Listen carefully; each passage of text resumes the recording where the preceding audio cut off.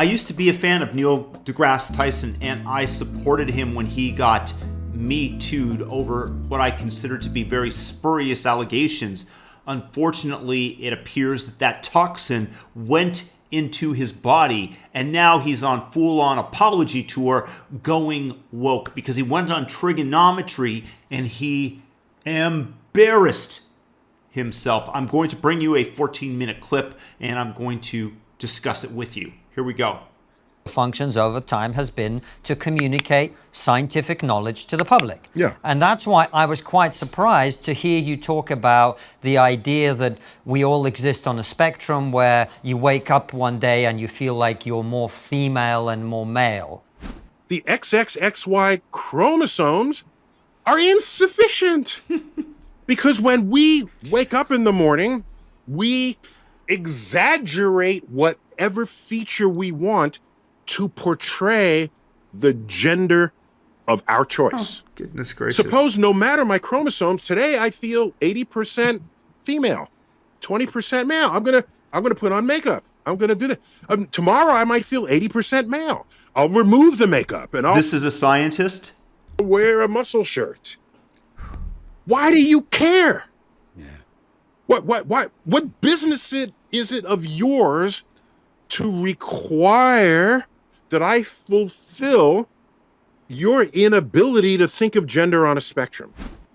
My only point was that if who you decide is male and female in the street is a construct of style and trends and what the beauty industrial complex wants you to see, if that's how we establish gender, then maybe some people want to be fluid within that gender.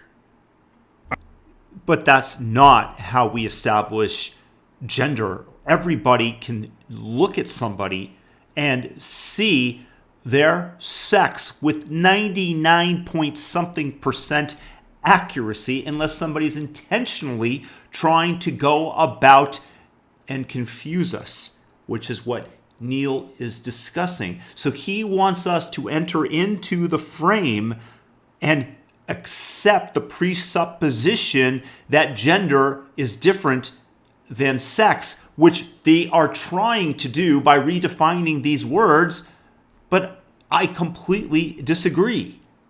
Identify. So they'll wear a skirt, but maybe have a beard, or they'll mix and match that in whatever way Neil, you want. sorry. Hold on. I'm not. Wait. I'm almost done.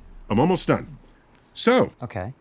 if a person using the tools of the beauty industrial complex wants to mix and match this, Yeah. and they are expressing their freedom in a free country to do so, why is your job to tell them not to? Nobody's telling them not to, are we? You can dress however you want, but you want me to enter in again to the frame that gender is different than sex, which is what the leftists want to redefine everything.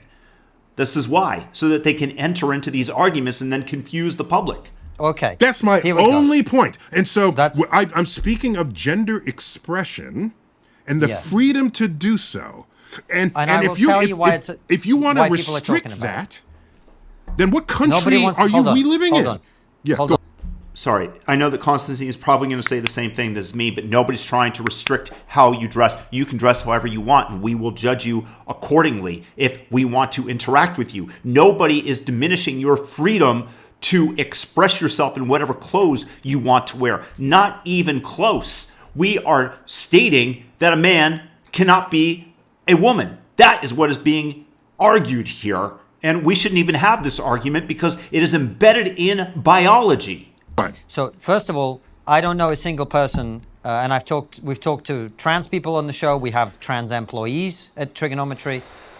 We've spoken to all sorts of people about this issue. I do not know a single person who wants to prevent people from dressing how they want, or behaving how they want, or choosing any name that they want. However, the problem is, So you don't, but you know such people are out there.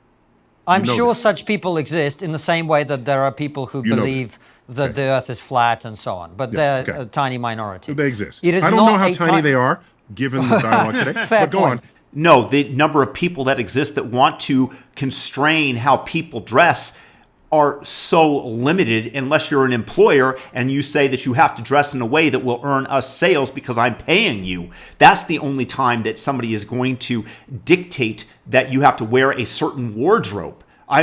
He is so combative, Neil deGrasse Tyson here. It's like he's on methamphetamines or something.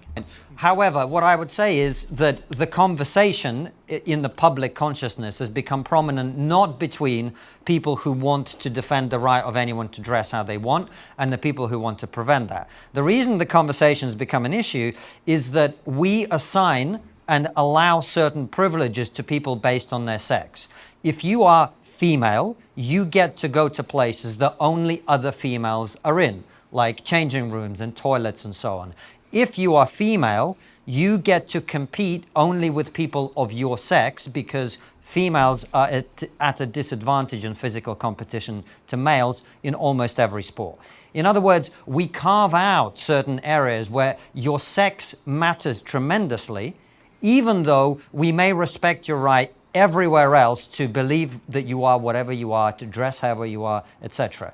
So your claim that today you woke up and put lipstick on and grew your hair out long and tweezed out your mustache and whatever, and therefore you are female, has an impact on other people in certain contexts in which that is a problem. You gave only two contexts. Do you have others? Sorry, I wasn't finished. And in those contexts, it is essential, people would argue, to protect women from unfair competition and from various risks for which female-only spaces already exist. That's why people are having this conversation. Okay. It's not out of bigotry. Do you have more than those two examples? And I'll address each of those in turn. But do you have more than those two? Probably not. Okay. So let me address those two examples directly. I'll address them. Sports is very important. You said that. You don't have to repeat. Spaces. I remembered. So, but you don't seem to have a third example. So, and even if you do, we presume that would be a very distant third compared to those two cases. All right. No, there's a third one I can give you very easily. No, in this tell country, me. for politics, we have female-only shortlists for positions in Parliament. Therefore, I didn't know about that. That's that, interesting.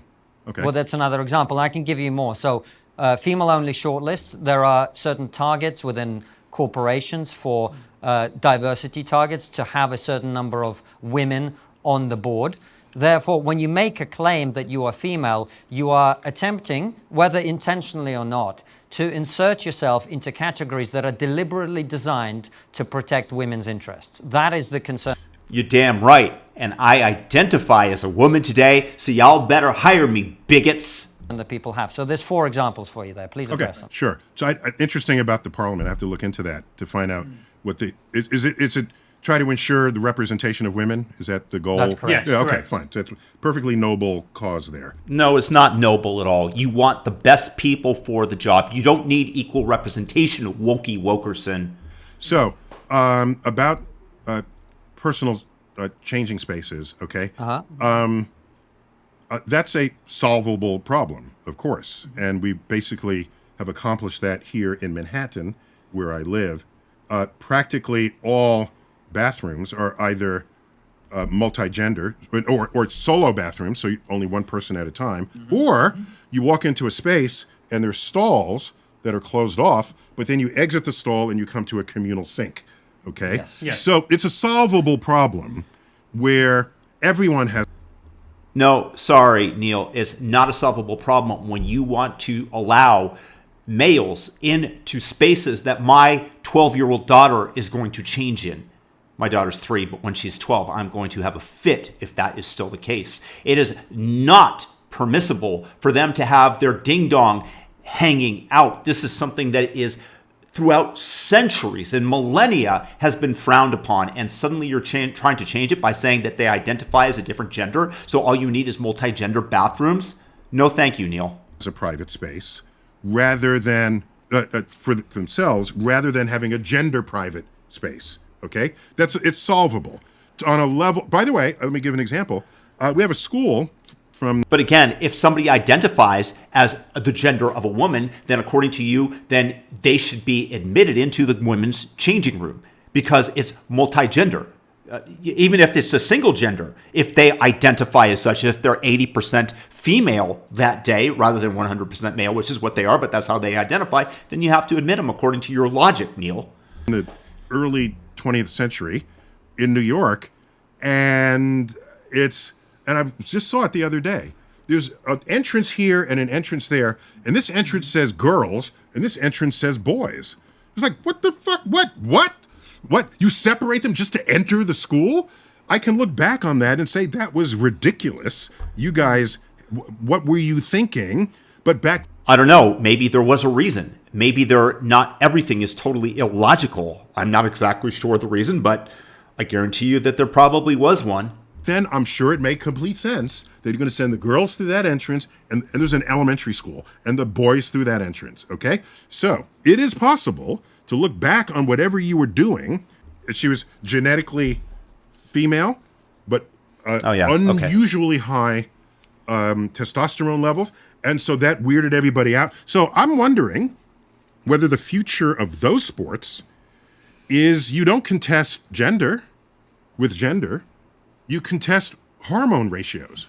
Well, hold on a second. What but do you think of the differences physiologically between men and women are not just hormonal. Women have a different hip angle. They have different heart capacity. They have different lung capacity. I mean, there are profound physiological differences, different bone density. We've had professional athletes on the show to talk about it. I don't have a problem with that.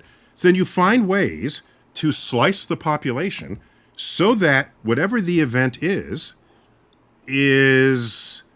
interestingly contested. You mean just between women and women or men and men? But it wouldn't be interesting if a woman appeared on the men's sports field because believe me, I've played with female basketball players that were college level superstars and could not even play in our division, our game, which wasn't at that men's college level, but they couldn't guard me. It's ridiculous. So, for example, I wrestled in my life. I was captain of my high school wrestling team. It would be unfair for me at 190 pounds, which is what I was back then, to wrestle someone 120 pounds. Hold on. Which is why they have different weight classes. It would actually be unfair for you to wrestle someone who is also 190 pounds but female. Let me work my way there. Let me just work my way there because fine. You are. I respect how active your brain is, but I've thought about all this and just allow me to speak it at the rate that I do. Okay. Go for it. I'm superior. Listen to me because I am king. Don't interject with a very valid point. So it would be unfair. So they have in wrestling. They said, let's make weight categories. Okay. So we make weight categories. So I don't wrestle the 120. I wrestle 190 pounder. So a wrestling match is not just this one person against the other person. It's 10 matches. And each one is intensely interesting because they are matched. Okay? So what the trans conversation is foisting upon us is the need to find ways to slice the athletic universe such that we still have interesting fair matches.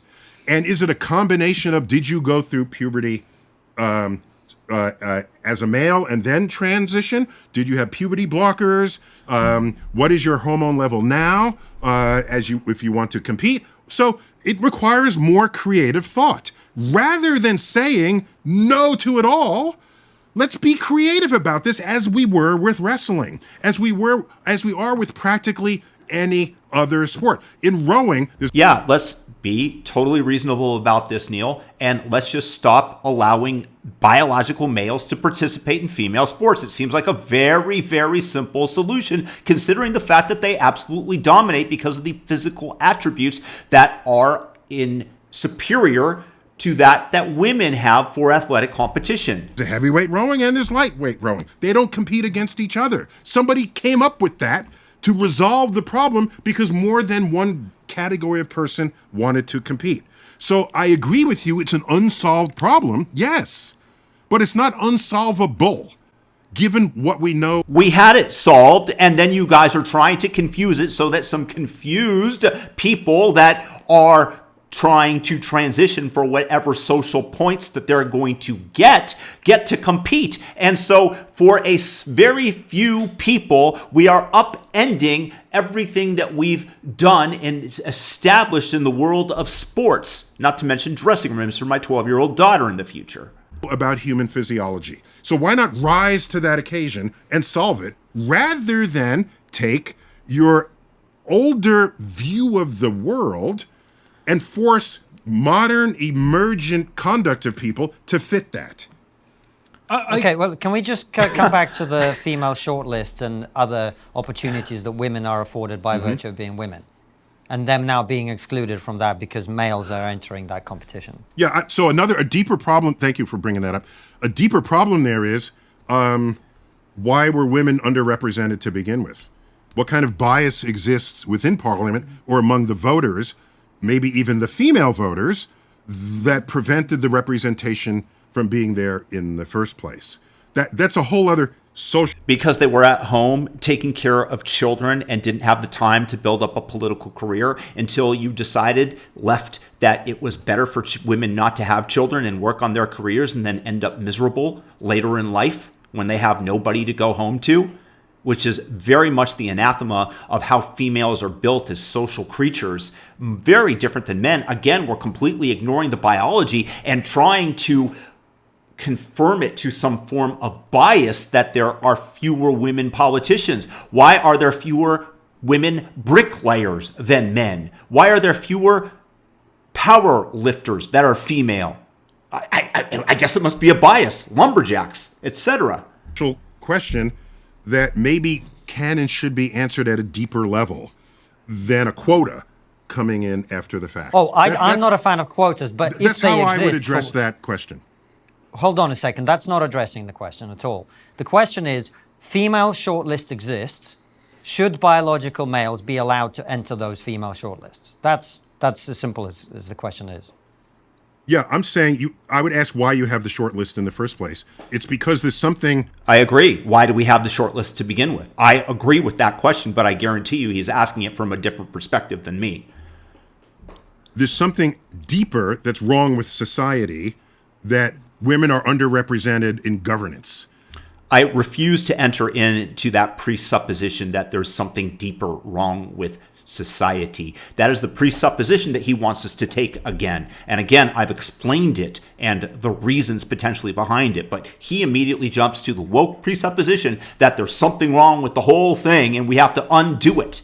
So to say now, to protect that now and not try to get to the root of that problem, I think is the cart in front of the horse. So I would go deeper to that problem. So but you don't even have to have there are that question. women whose opportunities are being curtailed today because they are being forced to compete, whether in sports or elsewhere, against people who have some kind of advantage over them. We're in a transitional period, so we have to figure that out. But yeah, just don't let men compete against females in sports and enter into women's locker rooms. We're done. Go back to the old way. Let these confused people do whatever they want. Just don't take advantage of weaker biological women. That's why we have different categories for it, for the sports, for the locker rooms. The way to figure out things that require solutions to progressive change is not to regress it to how things once were. If that were the case, I would still be drinking from a segregated water fountain. Okay?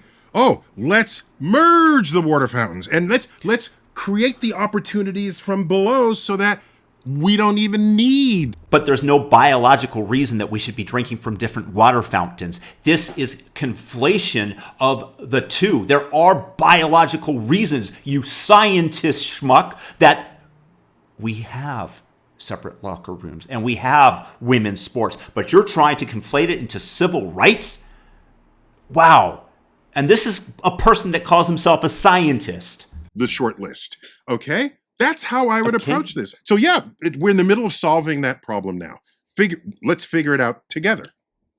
I think a lot of people would have an issue with what you're saying, Neil, is because they see women being denied opportunities. They see an unfair playing field, metaphorically and literally speaking. So fix the playing field, damn it. What?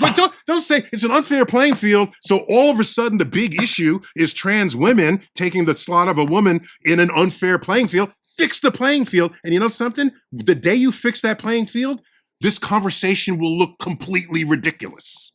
Well, obviously, this conversation did and does look completely ridiculous because you are advocating to upend everything that we worked out in society for a few confused people that want to take advantage of their biological benefit of being a man in sports or entering into a woman's locker room. How are you going to allow that? No, a trans woman does not get to dress.